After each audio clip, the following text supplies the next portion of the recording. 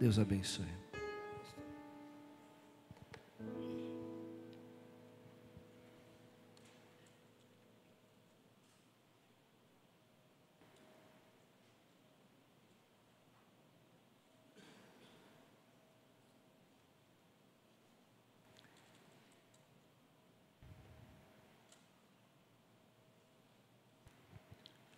Boa noite, igreja. Que a graça e a paz de nosso Deus e de nosso Senhor Jesus seja com todos. Que bom. Irmãos, estou alegre, né? Feliz, porque na nossa caminhada, Deus, Ele se revela a todo instante, né? Mostrando o quão é bom caminhar na sua presença. E nós estamos aqui hoje, e isso também é uma revelação da bondade de Deus para com cada um de nós nesta noite. Eu sei que nós viemos de nossos lares, nós deixamos nossos afazeres para estarmos aqui nesta noite. E eu sei que Deus tem propósito para todas as coisas. A Bíblia diz que se você ama a Deus, todas as coisas contribuem para o seu próprio bem. Embora, algumas vezes você possa não entender isso, mas eu quero que você acredite que Deus está cuidando de você nesta noite. Amém? Vamos abrir aí as nossas Bíblias, aqueles que quiserem abrir, mas nós vamos fazer uma projeção aqui. É em Mateus capítulo 14, versículo 14.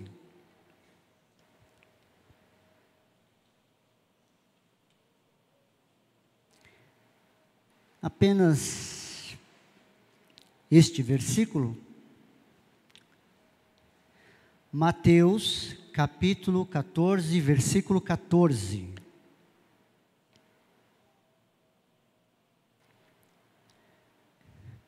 Essa tradução é a NVI, né?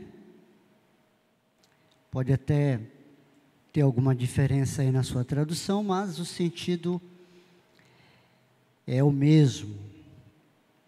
Aonde diz assim: quando Jesus saiu do barco e viu tão grande multidão, teve compaixão deles e curou os seus doentes. Feche os teus olhos, vamos orar. Senhor Deus, Pai Todo-Poderoso, graças, Senhor, nós te damos nesta noite. Sim, Pai, rendemos graças ao Teu nome. Obrigado. Mais uma vez, obrigado por nos dar, Pai, a alegria, o prazer de estarmos juntos neste lugar e também, ó Deus, expressarmos aqui toda a nossa gratidão, nosso louvor ao Teu nome, porque o Senhor verdadeiramente é digno de receber isso. E que o Senhor, meu Deus, nesta noite, continue sendo glorificado. Que o Senhor continue manifestando também a Tua glória neste lugar. Porque nós sabemos, meu Deus, que o Senhor se faz presente. Acreditamos que o Senhor é conosco, porque a Tua palavra afirma isso. Que todas as pessoas que vieram aqui nesta noite, cada um com a sua luta, com as suas dificuldades, com os seus problemas, com as suas alegrias, suas tristezas também, possam receber da sua parte nesta noite. Sabemos, Deus, que o Senhor tem muito a fazer por mim e por todos que estão aqui. Então que assim seja, Deus. visando sempre a honra e a glória do teu nome, hoje e para sempre. Amém.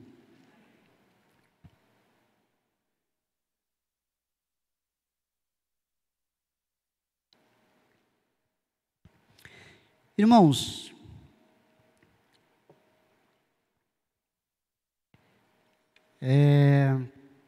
o apóstolo Paulo,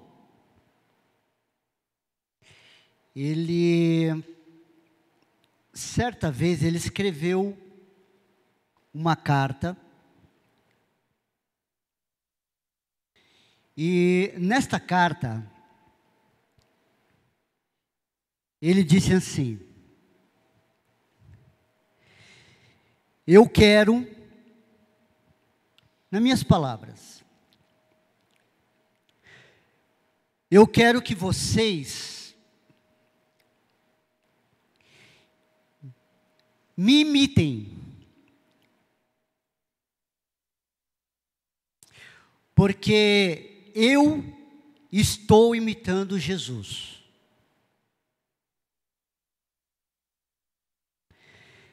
Em outras palavras, se vocês me imitarem, automaticamente vocês estarão imitando Jesus. E aí, quando nós estamos a par, através da nossa vida, da nossa peregrinação no Evangelho, e a gente olha e vê assim, Jesus, quão grande, maravilhoso Ele é, em todos os sentidos da palavra. E nós nos deparamos com essa declaração do apóstolo Paulo. É claro, irmãos, a gente olha e fala, mas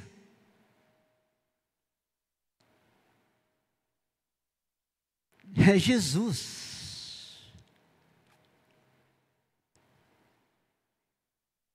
Eu imitar Jesus. Mas, irmão, Paulo não estava blefando.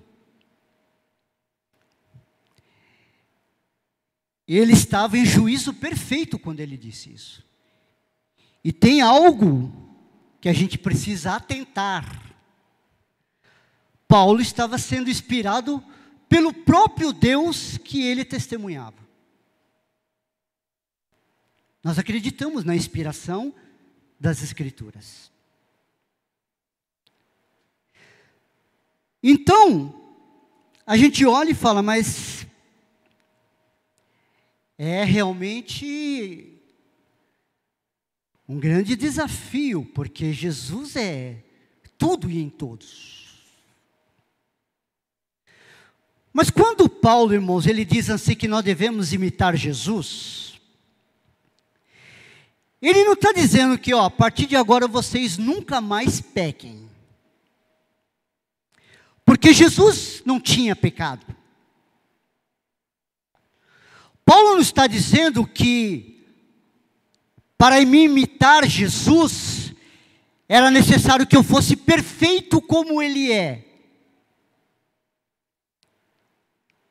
Não. E é tão bom quando a gente entende isso, porque a gente se anima. A gente toma alento.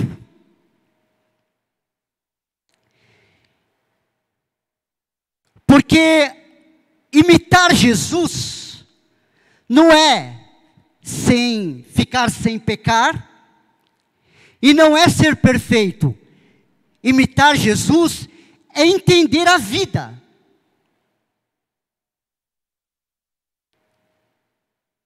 É entender a vida como Jesus entendia.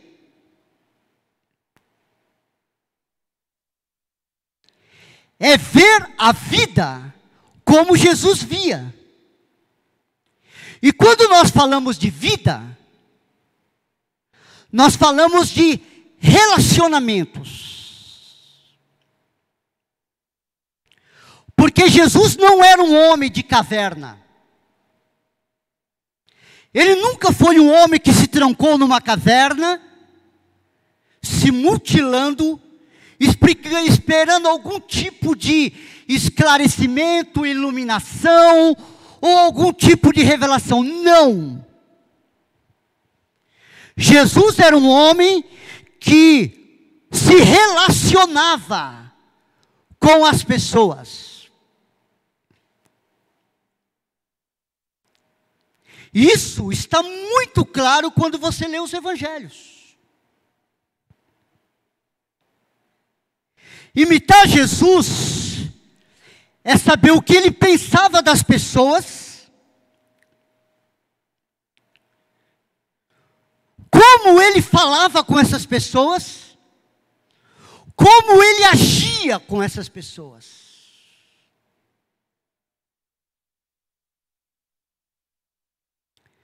A partir do momento que eu entendo isso, e começo a andar nesses passos, eu estou imitando Jesus. A nossa vida sempre foi e sempre será uma vida cheia de relacionamentos. Por que eu estou dando essa prévia, irmãos? Porque esse texto que nós lemos, ele, diante de tantos outros textos, ele mostra algumas coisas que para mim é fundamental. Porque a palavra de Deus, irmãos, ela tem uma singularidade. A palavra de Deus, ela é inspirada e ela é proveitosa para me ensinar. Eu sou um eterno aluno.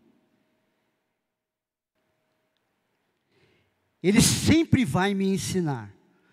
Para quê? Para que eu esteja preparado para toda a obra que Ele confiou em minhas mãos. Todo trabalho, todo feitio, tudo aquilo que eu faço na minha relação, eu preciso estar preparado. Não dá para ser um bom pai se não seguir os princípios eternos de Deus. Dentro do meu coração.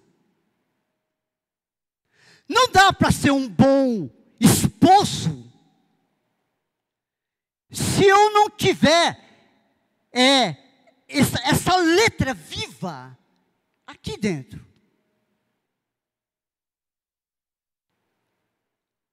Você nunca vai ser uma boa esposa se esse princípio eterno, não estiver aqui dentro de você.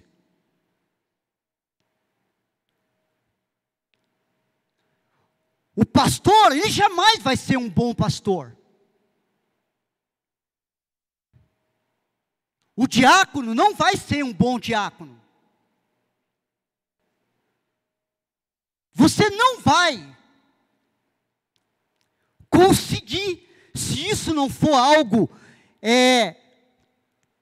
que está lá dentro. Porque de alguma maneira Deus te ensinou assim. E você sabe que você precisa sim estar preparado para se relacionar com seu marido, você se relacionar com a sua esposa, você se relacionar com seus filhos, os seus filhos se relacionar com os pais, você se relacionar com o seu chefe se relacionar com você.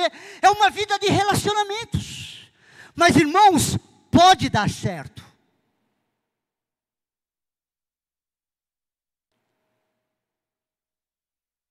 Mas se Deus não for o caminho, eu estou perdido.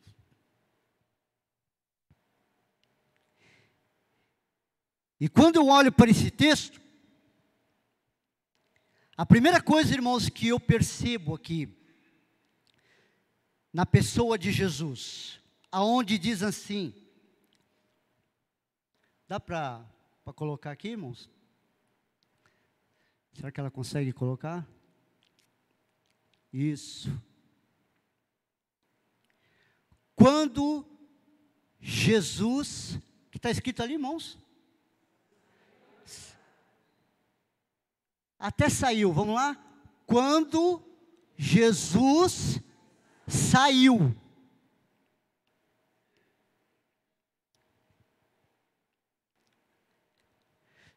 Se você olhar toda a vida de Cristo, você vai ver algo que impactava as pessoas. Porque, irmãos, o maior sermão de um homem é a vida dele. As palavras são importantes. Claro que são. Mas o que pega é como ele vive. Tem um teólogo chamado Agostinho, que ele diz assim, ó, prega todos os dias a palavra. E quando for necessário, use a Bíblia. Deu para entender mais ou menos? Prega todos os dias aquilo que Deus colocou no teu coração. Prega todos os dias. Quando for necessário, aí você usa a Bíblia. Porque a minha vida, irmãos, tem que ser um sermão. O maior sermão. E a vida de Jesus era um sermão. Ele não era um homem somente que falava. Ele era um homem que impactava com aquilo que fazia. Ele era poderoso em obras. Ele era poderoso em feitos. Ele ensinava, mas ele praticava na sua excelência aquilo que ele dizia.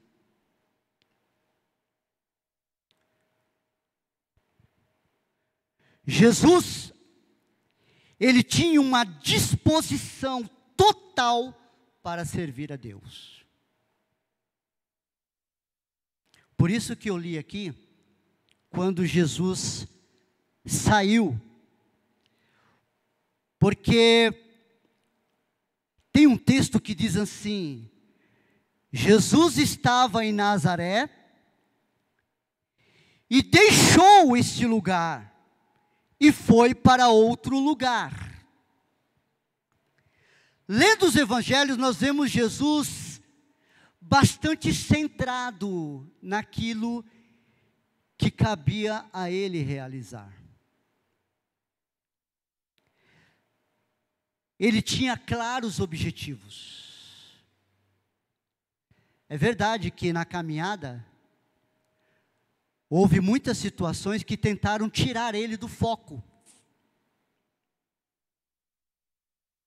Tentaram tirar Jesus do propósito pelo qual ele sabia que estava ali.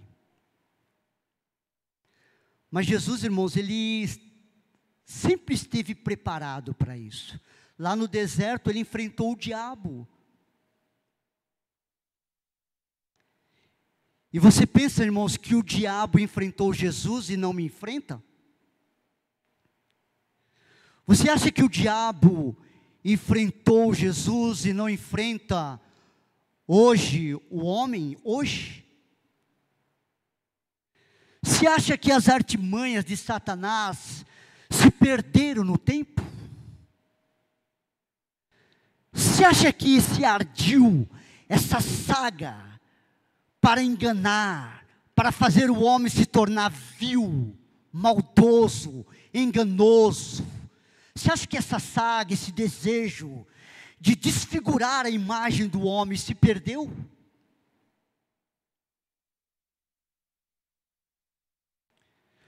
Pois, enquanto ele puder, ele vai trabalhar,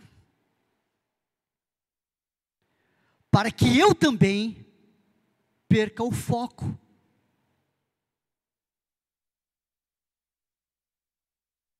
Que eu perca o caminho. E o que é muito mais preocupante, é que ele é muito inteligente. Ele me tira do caminho sem eu perceber. Ele me tira do caminho, fazendo eu entender que eu estou no caminho. Por isso que ele é enganador.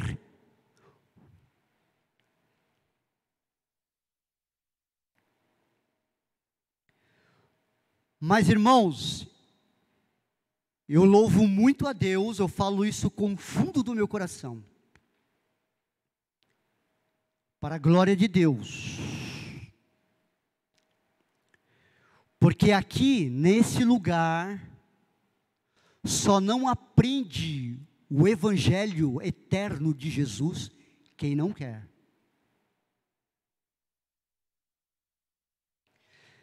Se você chegar aqui, entrar daquela porta para dentro e falar, aqui não se prega o evangelho, você estará sendo leviano, você estará sendo leviana. Jamais abra a boca para falar isso. Porque aqui, Deus tem falado a sua palavra. Não tem pulo, não tem grito, não tem nada. Nada contra. Mas tem o que edifica. Tem o que prepara. Tem o que ilumina, esclarece. Dá direção. A palavra de Deus. Você não precisa de mais nada. Você precisa de direção. E Deus tem nos dado direção nesse lugar.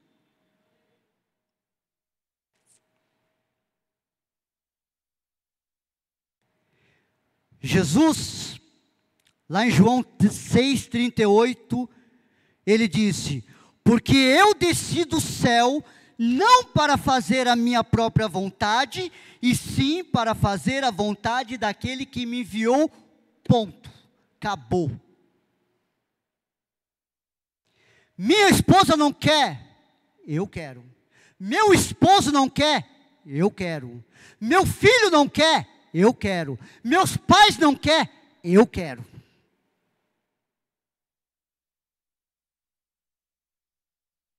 Cada um dará conta de si mesmo diante de Deus. Você foi chamado, você foi escolhido. Deus te colocou aqui porque Ele tem propósito. E a sua vontade, entenda, é fazer a vontade daquele que te escolheu. Você tem compromisso com Jesus. O seu compromisso é com o Senhor Jesus. Não importa o que falem, aquilo que falem, não importa as coisas que vão surgir ou acontecer. A sua vida deve estar centrada na pessoa de Jesus e de mais ninguém. Ele é o teu Senhor, Ele é o teu Salvador, Ele é o teu guia, Ele é o teu mentor, Ele é aquele que vai dar luz para aquilo que você precisa entender e ter clareza. Mais ninguém.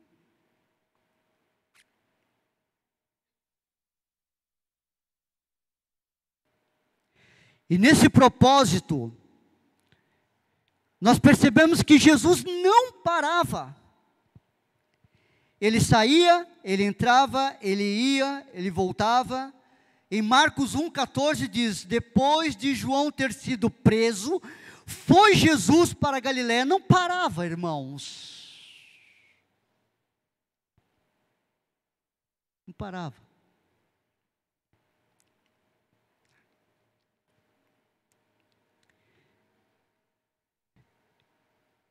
É gostoso a gente entender que funcionava assim.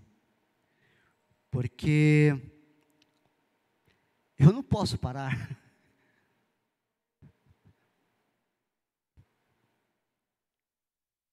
Eu não posso parar, irmãos.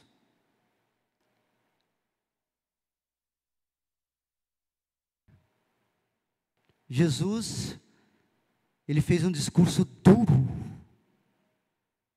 Duro discurso. E Jesus não tinha só 12 discípulos. Jesus tinha muitos discípulos.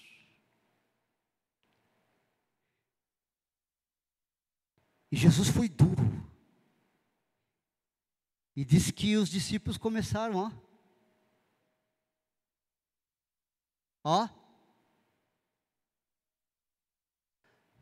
a debandada de discípulos. Aí Jesus olha para os 12, deve ter até suspirado, né? A vida de Jesus era difícil. Ah, irmão, lidar com o ser humano, lidar conosco não é fácil. Nós somos difíceis. Nós somos muito complicados. Não era só Pedro, não. Eu sou complicado.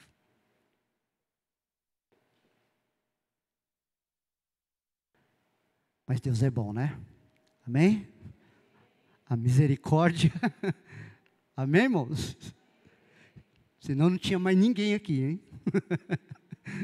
Tinha mais ninguém aqui. Aí Jesus deve ter suspirado, olhou para os discípulos e falou assim: e aí, e vocês? Está difícil a caminhada para vocês também? Está embaçado o negócio? Tu pensou que era uma coisa e é outra, é isso? Pensou que seguir os meus passos seria só aleluia e glória a Deus? Que você não ia ficar doente? Que ninguém ia te maltratar? Hein? Que você não ia ter mais problemas? Que o seu barco ia sempre naufragar, sem andar, sem naufragar, sem balançar, sem nada? Ia ser um mar de rosas, é assim? E vocês?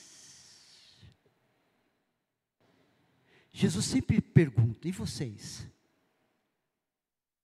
Hein? Eu sei de mim. Eu estou fazendo a minha parte. E você, Pedro, Tiago, João, Bartolomeu, Felipe, Judas Iscariotes, Judas Tadeu? E vocês? Hein? Aí de repente Pedro falou: Senhor,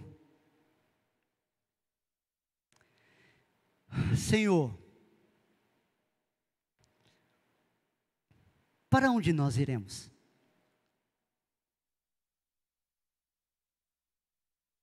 Se só tu tens a palavra da vida.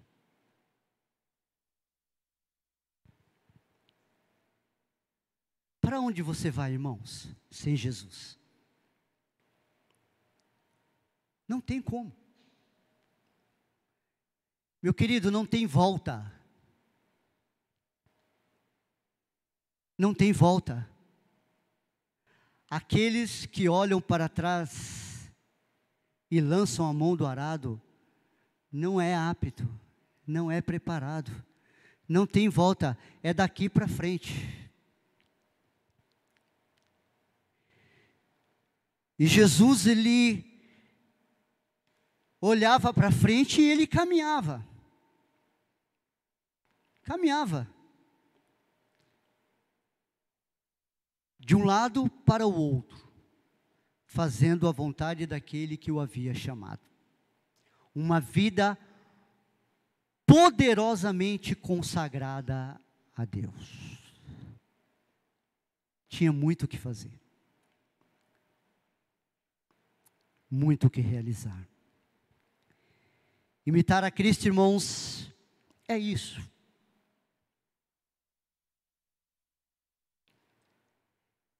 É consagrar a minha vida a Ele. É deixar que Ele, irmãos, guie, que Ele tome a direção, que Ele faça o melhor. Imitar a Cristo é confiar nele, é esperar e saber que Deus nunca falhou e jamais falhará. Sem Ele eu estou perdido, mas saber que com Ele eu sou mais do que vencedor.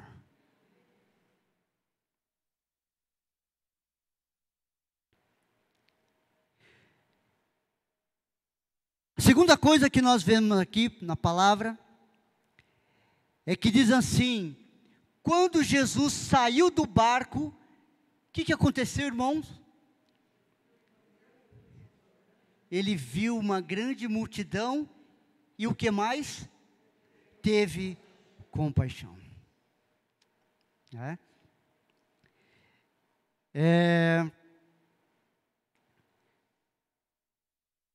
Sabe, irmãos, Deus não tem partido.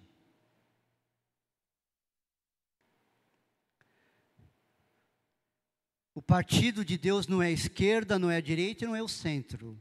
Mas Deus tem lado. Sabe qual é o lado de Deus?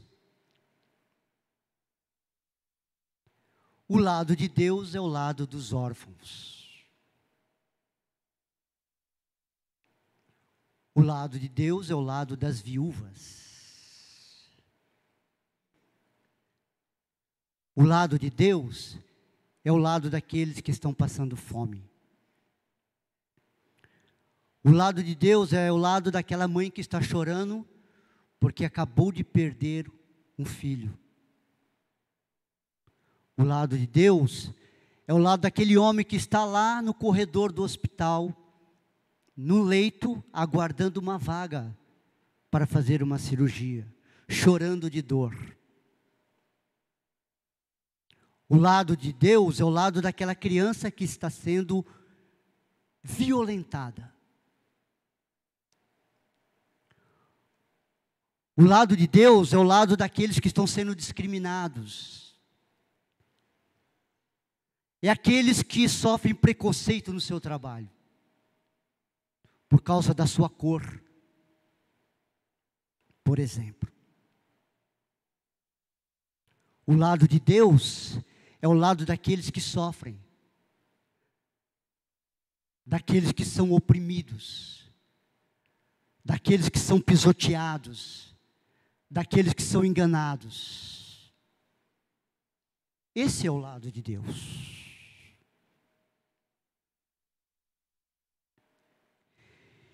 E quando eu olho para Jesus, eu vejo que ele era um homem de profundo sofrimento. Ele carregou um peso, irmãos, que nenhum de nós poderia carregar. Mas ele não carregou esse peso quando ele foi crucificado apenas. Ele carregava esse peso todos os dias. Porque quando ele olha, irmãos, ele vê aquela mulher vindo com aquela multidão, chorando porque já não tinha um marido, e agora tinha acabado de perder o seu filho.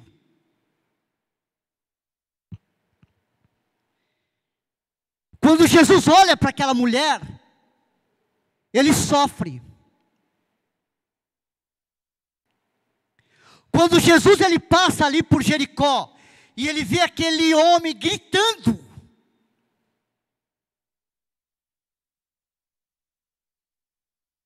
Senhor, tenha misericórdia de mim. Jesus é surdo? Não.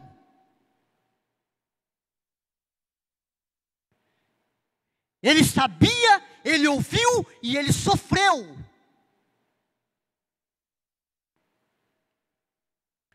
Quando Jesus está ali pregando para aquela multidão de pessoas, famintas, irmãos, famintas, com fome.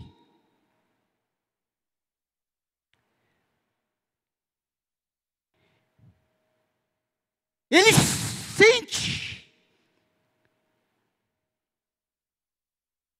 ele sofre junto com aquela multidão. Sabe por quê? Porque Jesus era um homem que tinha compaixão.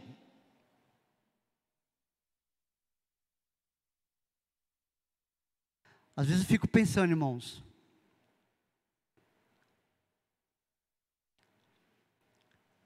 quando a gente pede alguma coisa para Deus, Deus faz alguma coisa.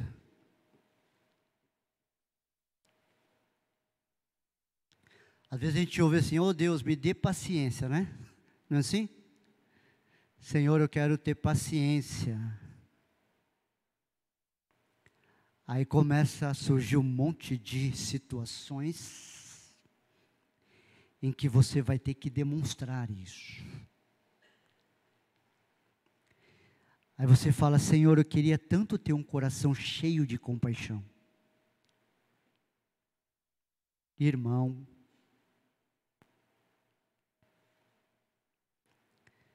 você vai carregar um peso.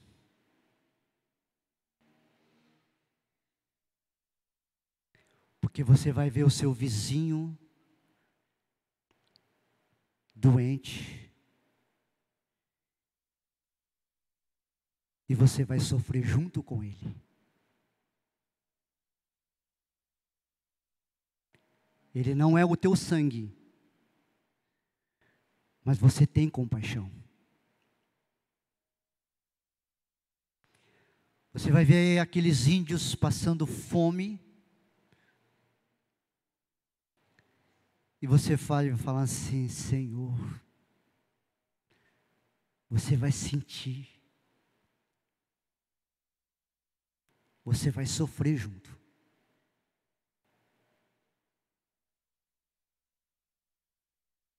Você vai ver aquela mãe chorando.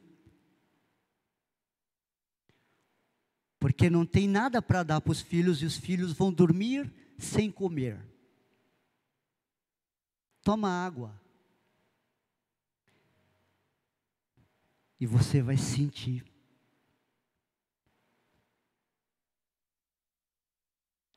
Aí você fala, mas eu não posso ir lá.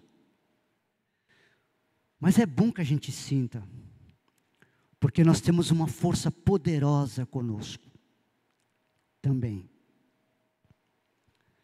Nós podemos orar, irmãos. Nós podemos orar para que diminua a desigualdade.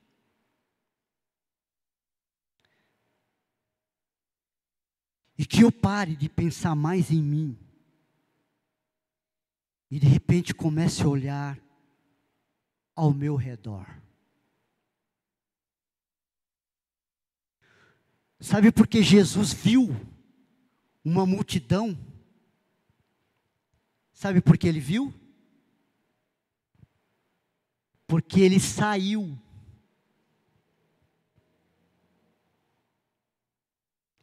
Eu olho para vocês, está todo mundo bonitinho aqui. Não está? Roupinha bonitinha. Que gostoso, né, irmão? Isso é bênção. Ar-condicionado.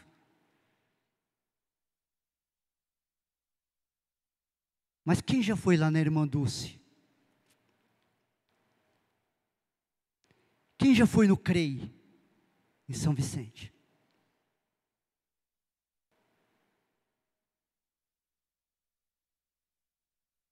Quem já saiu aí né? Por exemplo, ali naquele abrigo, né, que tem ali do lado.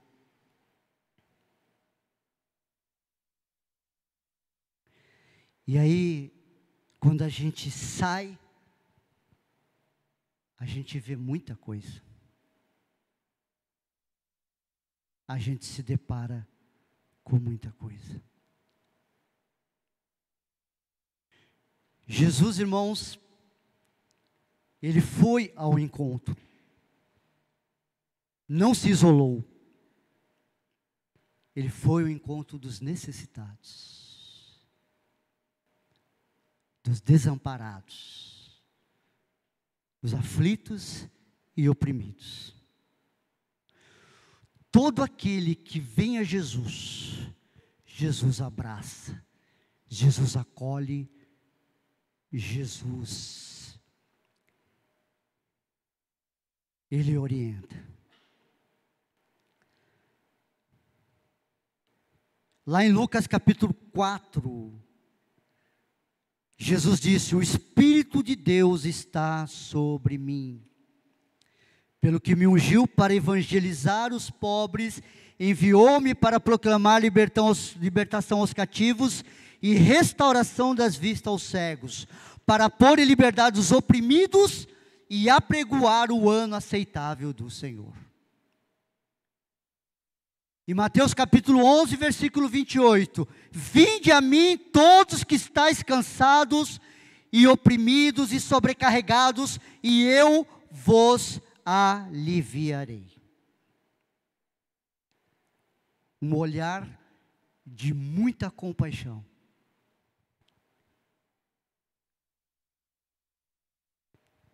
É assim que os imitadores de Cristo precisam olhar também, além de si mesmos, para ver a real necessidade daquele que muitas vezes está do seu lado.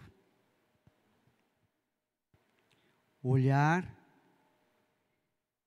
se levantar e fazer qualquer coisa. Às vezes não é muito, não, irmãos.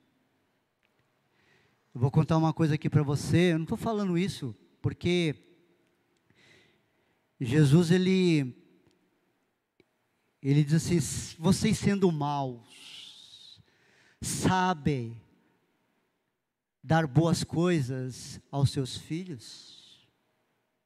Eu sei da maldade que está em mim. Eu sei que eu sou um pecador. Eu sei que eu preciso melhorar muito. Eu pensei que nessa peregrinação, sabe, eu preciso caminhar e vencer muitos obstáculos. Eu sei que muita coisa me prende. Eu sei que muita coisa eu preciso deixar. Eu sei, estou consciente disso. Mas a melhor coisa que a gente tem é deixar Deus iluminar a nossa mente e fazer algo, ainda que seja bem pouco. Eu estou falando isso para a glória de Deus. Eu atendo pessoas, eu corto o cabelo de várias pessoas, na periferia.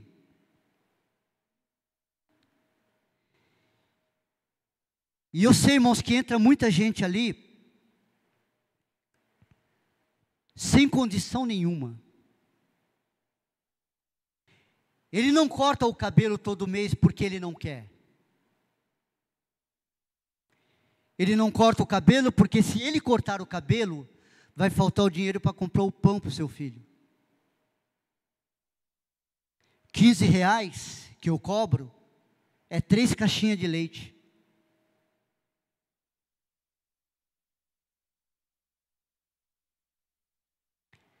R$15, lá onde eu moro, dá para comprar pão por uns 2, 3 dias. E eu estou ali exercendo uma profissão. Deus me abençoou com isso. Então eu falo, Deus, eu quero olhar além de tudo. Eu quero olhar a necessidade. E às vezes chega a pessoa ali, irmãos, com R$ 2.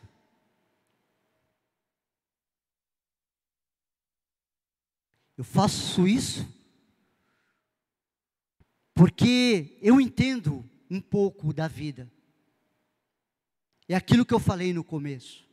São seus relacionamentos.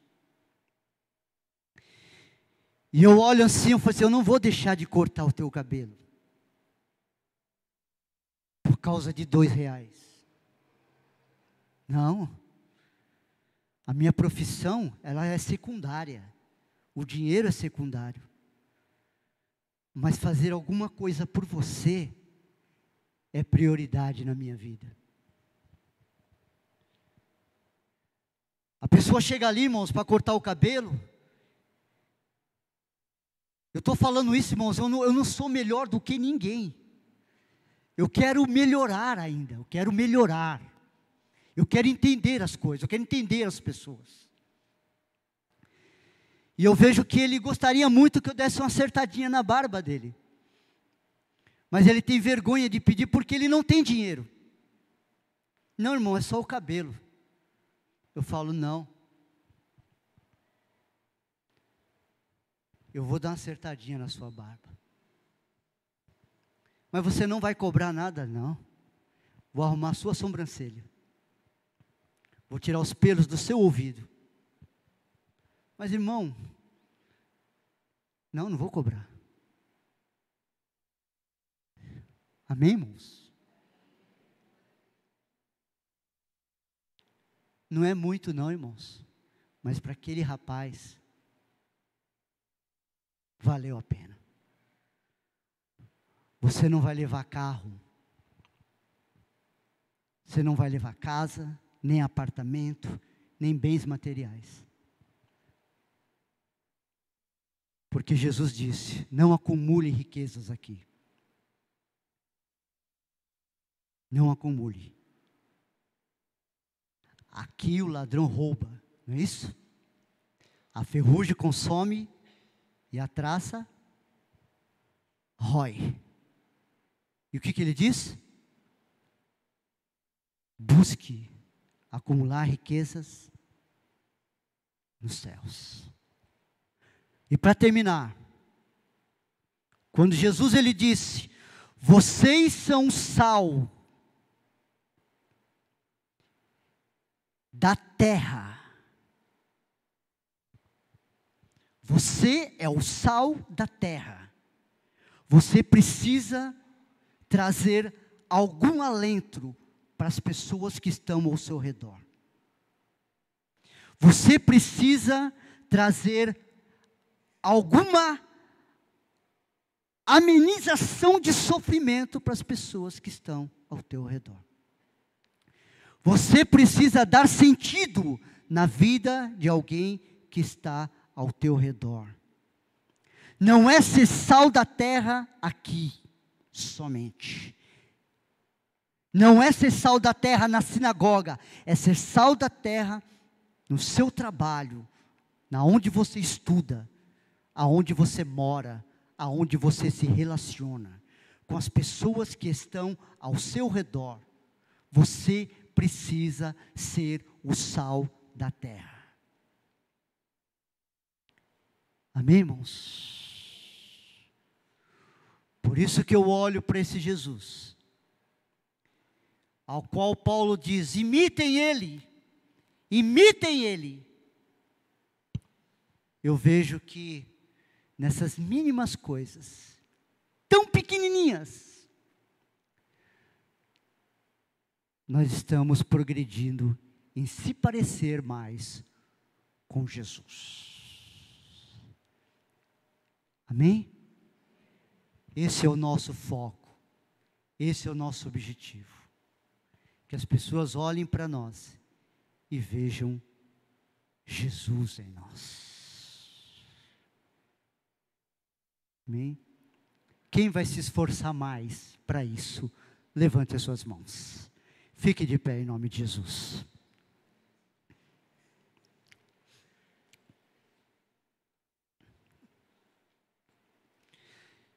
Eu quero orar, irmãos. Quero orar por mim, por você. Gostaria muito que você fechasse os teus olhos agora.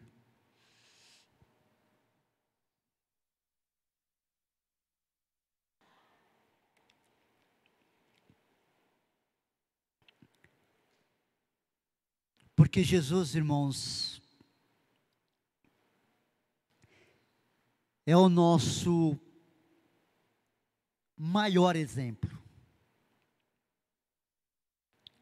É aquele que realmente nós devemos imitar. E eu sei que os olhos deles estão voltados aqui para este lugar. Deus conhece o meu coração, sabe da minha luta diária. E eu sei que você também tem batalhado, você tem lutado, você tem pelejado. É verdade, irmãos, que muitas vezes a gente tropeça, a gente cai, depois a gente levanta. Mas, irmãos, nós estamos vivos. Precisamos continuar. Precisamos continuar caminhando. E olhando com os olhos de Cristo. Entendendo o que Ele entendia sobre a vida e sobre como lidar com as pessoas que estavam ao seu redor. E eu sei, irmãos, que Deus, Ele quer me ajudar. Deus, Ele quer fazer com que eu, irmãos, continue lutando e caminhando nessa direção. Deus não precisa de nada, mas nós precisamos. E nós estamos aqui para crescer. Crescer na graça, crescer no conhecimento que há em Cristo Jesus. Que o nosso coração, irmãos, ele seja um coração cheio de amor. Um coração cheio de compaixão. Que a gente sinta o que as outras pessoas estão sentindo. Porque a Bíblia diz: alegre-se com aqueles que se alegram, e chorem com aqueles que choram. Que Deus afaste de nossos corações toda indiferença, mas que Ele enche o nosso coração do seu amor. Amor puro e verdadeiro. Ó Deus Todo-Poderoso, maravilhoso é poder olhar para as Escrituras, para a Bíblia, para os Evangelhos, e encontrar ali, meu Deus, a vida do Teu Filho, como Ele pensava, como Ele agia, diante daqueles que estavam no seu caminho. Tão grande amor, tão grande compaixão, o cuidado, o amparo. Quantas lágrimas, Senhor, deixaram de escorrer pelo rosto. Quanta tristeza deixou lugar para a alegria. Quanto desespero foi embora para dar lugar à esperança. Quantas trevas se foram e se dissiparam para que a sua luz pudesse entrar. Senhor, Tu disseste na sua palavra que nós somos o sal da terra, que nós somos a luz deste mundo. Se o Senhor disse isso, nós acreditamos. Sabemos, meu Deus, que com poucas coisas podemos mostrar o seu amor, podemos mostrar a sua compaixão. Nos ajuda, Deus. Nos ajuda, porque nós desejamos isso. Queremos caminhar nos teus passos. Queremos seguir os teus caminhos. Queremos nos adentrar nos teus propósitos. Abençoe a tua igreja. Que a tua palavra continue sendo ensinada neste lugar. E que nós, Pai, venhamos a continuar sendo ensinados e preparados para toda a boa obra. Em nome de Jesus. Amém e amém. Irmãos, que Deus abençoe em nome de Jesus.